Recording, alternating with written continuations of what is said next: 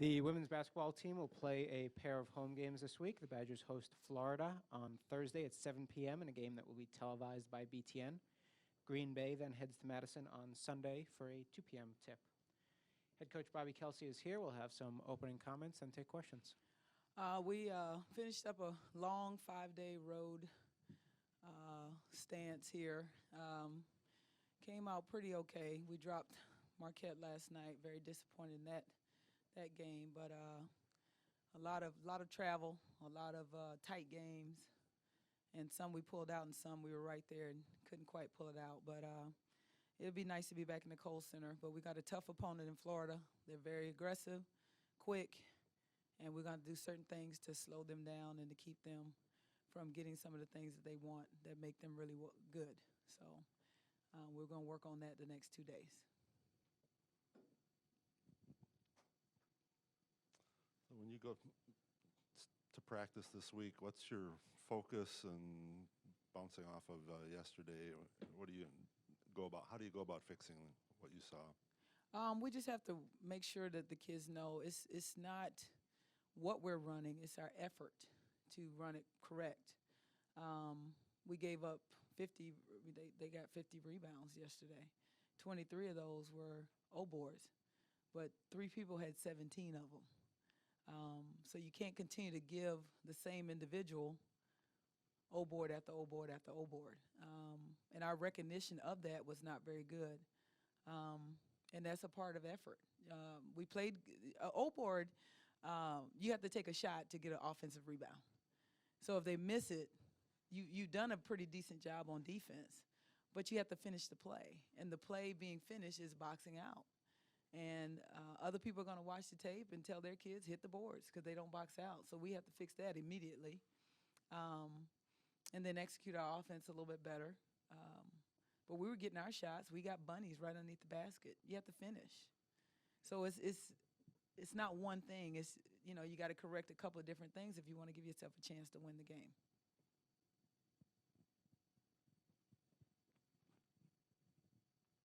You had a little lineup change a few games ago. Is that something you'll rethink? Or?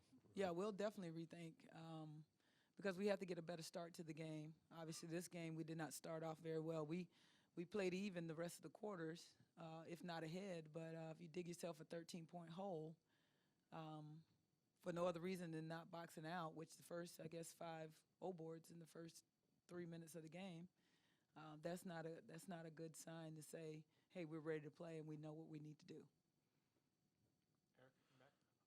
When you mentioned earlier it's about effort, I would imagine that's got to grind your gears a little bit when you're not seeing the effort that you want. How do you handle that? Are the Bobbie Knight days of get on the line and run them to death over, or what do you do in 2015? It's hard. That's a great question because you don't want to grind them down to fine powder, as they say, because we don't have a lot of bodies, so we can't do that necessarily. So we have to appeal to their performance-based understanding of what it takes to win. It's going to improve your performance if you do X, Y, and Z, and not really tearing them down because, again, we can show them the tape and you do some of that. You don't not do it. But there's a fine line between doing too much of that and trying to motivate them and inspire them to make the corrections that you want to see. That's the hard job we have as coaches because we're up critiquing ourselves. What could we do different? What information can we give them? Is it too much? Is it not enough? In the game, you're going to have some changes. If a shooter's in the pick and roll, well, you can't guard the same way as a non-shooter in the pick and roll. So you have to be able to adjust these things on the fly. And when you got one error, because it's a different person in the pick and roll situation or with the basketball, then you have to look at that and say, hey, what are we teaching them right? Are we telling them? Are we confusing them? But some of that players have to take responsibility as well. Ask questions, know what you're doing, remind yourself. I don't know how everybody works. I learn a different way. I may learn by just watching it one time. I got it. We have kids like that. Some, we could watch it and go over it, and they still got to study it. It's just like anything else with life. If you study, anybody can learn if you study, but some people can just look at it once, they got it. And other people have to study all day long. They can still get it, but it's just a different method of learning.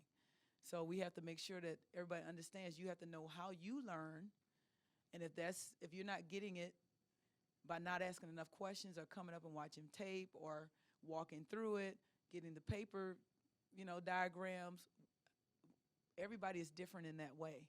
So they have to really help us help them. And we get on, if you don't know it, you got to come up and tell us, because if you nod your head yes, that's telling me you know it. And then you get out there and do it wrong, then that's not a good indication of knowledge of what we're doing.